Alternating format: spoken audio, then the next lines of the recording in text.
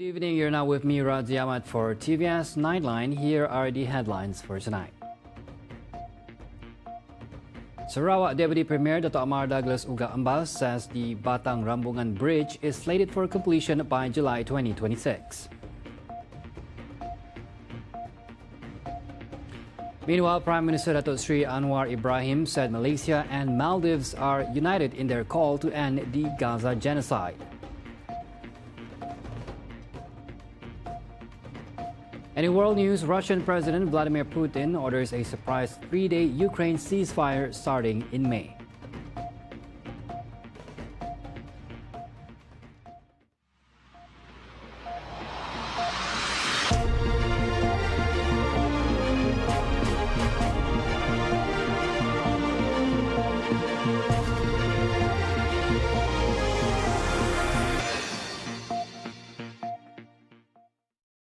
The Batang Rambungan Bridge is slated for completion by July 2026. Sarawak Deputy Premier Dr. Amar Douglas Uga Ambas said the contractor appointed to rescue the project is deemed capable of completing the project ahead of schedule. According to Uga, the project is now 2.7% ahead of schedule. Dan kita mendapati bahawa yang pertama, this company good reputation. I'm sure they have the capability. Dari segi material yang diperlukan, most of it are on site, cuma kabel yang belum datang. Pekerja-pekerja pun ada. Speaking to reporters after visiting the project site in Lundu earlier today, Uga said weather conditions are also a key factor that could affect the progress of construction work. The 2025 Sarawak-level Gawa Daya celebration will feature 5 major events taking place at various locations in Kuching and Miri. Deputy Premier Dr. Amar Douglas Uga Ambas said the Segulai Sejalai theme celebrations will begin with the launch of the Gawa Daya Bazaar in MJC Batukawa from May 14th to 25th, followed by a Gawa Daya open house on June 1st at the Borneo Convention Center, Kuching.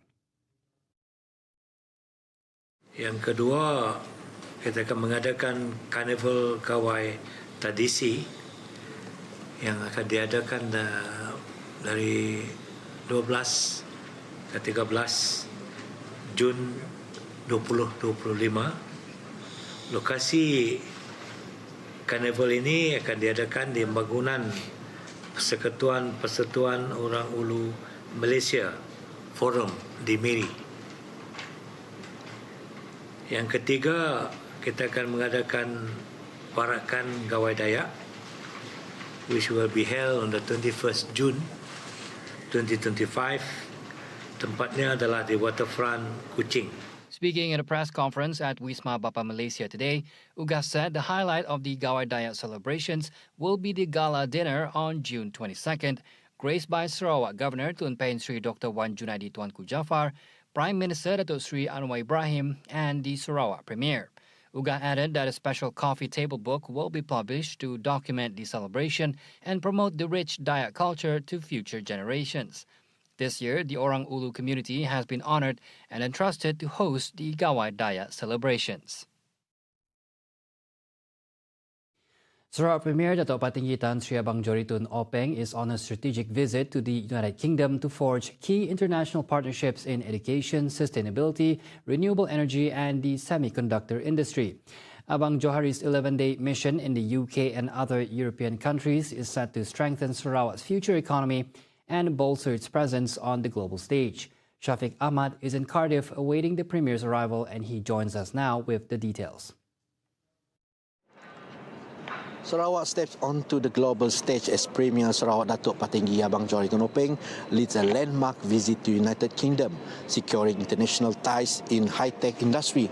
A delegation from Sarawak is set to formalise key partnership in the field of semiconductors, sustainability, energy and talent development, which the visit includes the signing of major agreement between Sarawak, SMD Semiconductor and 3 prominent UK industry leaders, CSA Catapult, Silicon Catalyst and 5G3 Limited. Sarawak is also unveiling its semiconductor roadmap 2030, showcasing its ambition to become a major player in the global technology sector. This strategic visit is further highlighted by a demonstration of cutting-edge innovation, such as an AI-powered smart converter prototype with potential application across energy, transportation, heavy industry, aerospace, healthcare and defense. The mission marked a significant step into building lasting ties between the UK and Sarawak in the development of next generation industry. The Premier of Sarawak will continue his UK visit with engagement at Cambridge University Press and LSE, focusing on education, sustainability and renewable energy partnership before attending Lanbarambe session with Sarakian students. The delegation will then proceed to Airbus headquarters in France and later to Abu Dhabi for strategic meeting on port and aviation development. Well, that's it from us for now. Stay tuned for more update. I'm Shafiq Ahmad with Fikri Razak reporting from Cardiff for TVS. Thank you, Shafiq Ahmad. Meanwhile, the launch of the Customer-Centric Center, CCC, by Bintulu Port Holdings Berhad, BPHB, marks a significant step in accelerating digital transformation and improving the customer experience at the port. Sarawak Deputy Minister of Infrastructure and Port Development, Dato' Majang Renggi, said the establishment of the centre reflects BPHB's commitment to offering more efficient, safer and customer-focused port services. By streamlining visitors and contractor management, centralizing customer services, and enhancing port entry protocols, the CCC is a tangible representation of how customer-focused innovation can drive performance and elevate the overall port experience. Speaking at the CCC's launch at Bintulu Port today, he said the initiative is not only in line with Sarawak's goal of strengthening the port sector through digitalization, but it also supports the state government's mission to improve the efficiency and safety of port operations. Meanwhile, President and Chief Executive Officer of BPHB, Ruslan Abdul Ghani, said the CCC is a key component in the company's digital transformation strategy aimed at improving operational efficiency and providing a better customer service. Malaysia and the Maldives share common aspirations in upholding international commitments and working toward ending the genocide of Palestinians in Gaza. At a joint press conference with Maldives President Dr. Mohamed Muizzu, Prime Minister Datuk Sri Anwar Ibrahim praised Muizzu's bold decision to bar Israeli passport holders from entering the Maldives, calling it a courageous and principled stand against ongoing violence. Although we, from the time of independence, have not given a recognition, primarily because of the refusal on the part of Israel to respect human rights, to honor international commitments, and to stop genocide in Palestine and in particular Gaza. We share the same sentiments and aspirations, and I have expressed on behalf of the government and the people of Malaysia that we certainly accord him with high respect and accolades for his courage and principled stance. Muizzu, who arrived yesterday for a 4-day official visit to Malaysia, was earlier accorded an official welcoming ceremony at the Perdana Putra complex. Anwar said Malaysia has never recognized Israel since its independence, mainly because of Israel's refusal to respect human rights, honor international commitments, and end the genocidal acts in Palestine. Meanwhile, Muizzu said the Maldives stands firmly with Palestine in its fight for independence, with East Jerusalem as its capital, based on the pre-1967 borders. The scholarships offered by Yayasan UEM go beyond financial support. They serve as a platform to shape graduates into future leaders.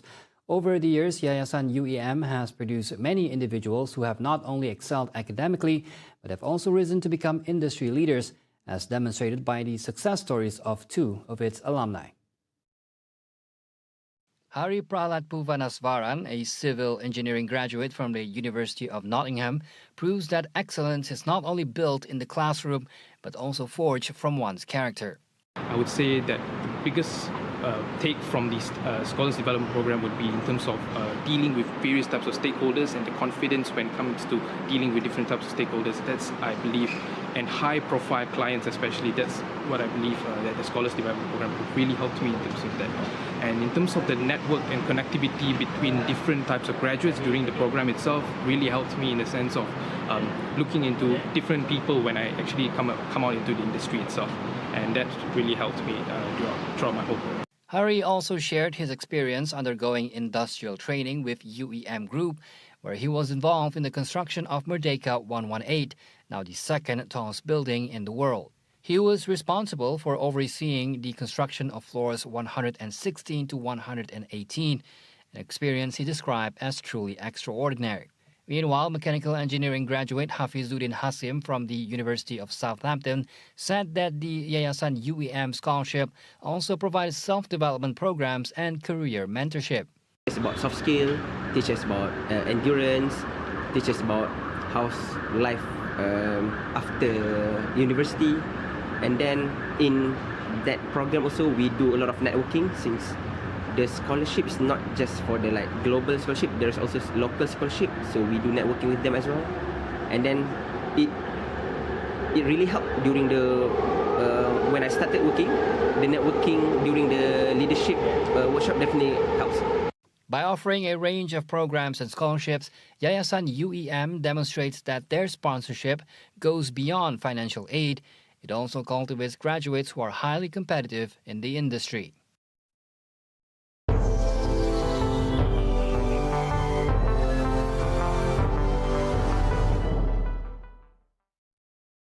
Russian President Vladimir Putin has ordered a surprise three-day ceasefire from May 8th to 10th, coinciding with Moscow's World War II Victory Day commemorations. The Kremlin today said it expected Kiev to issue a similar order and that it stood ready to respond to any violations of the possible halt in fighting. Putin made a similar order to stop combat over Easter, a truce that both sides accused the other of violating hundreds of times, but did lead to temporary reduction in fighting. Putin's order of a ceasefire comes at the beginning of what the U.S. indicated would be a crucial week for the chances of a ceasefire that could determine how long Washington keeps trying to broker a deal. Putin last month rejected a U.S. proposal for a full and unconditional 30-day ceasefire that had been accepted by Ukraine. Kiev and its European backers accused Putin of announcing the 30-hour Easter truce as a PR exercise and said he had little desire for peace. After a meeting with Ukrainian President Volodymyr Zelensky at Pope Francis's funeral on Saturday, U.S. President Donald Trump questioned whether the Russian leader was serious about peace. Russia earlier today said it was ready to negotiate directly with Ukraine, but that recognition of its claims over 5 Ukrainian regions, including Crimea, were imperative to resolving the conflict. A week after the death of Pope Francis, the Vatican today announced that Catholic cardinals will meet on May 7th to start voting for a new pope. So-called princes of the church under the age of 80 will meet in the Sistine Chapel to choose a new religious leader of the world's 1.4 billion Catholics. The date was decided at the meeting of cardinals of all ages earlier today, 2 days after the funeral of Francis, who died on April 21st, age 88. The church's 252 cardinals were called back to Rome after the Argentine's death, although only 135 are eligible to vote in the conclave. They hail from all corners of the globe, and many of them do not know each other. So far, there are few clues as to who cardinals might choose. I hope that we will have a good shepherd. The vote is highly secretive and follows strict rules and ceremonial procedures, and the process could take several days or longer. With conflicts and diplomatic crises raging around the world, Italian Cardinal Pietro Parolin, who under Francis was Secretary of State, the Pope's number 2, is for many the favorite to succeed him. And that's it for TVS Nightline. I'm Razi Ahmad. Thank you for watching.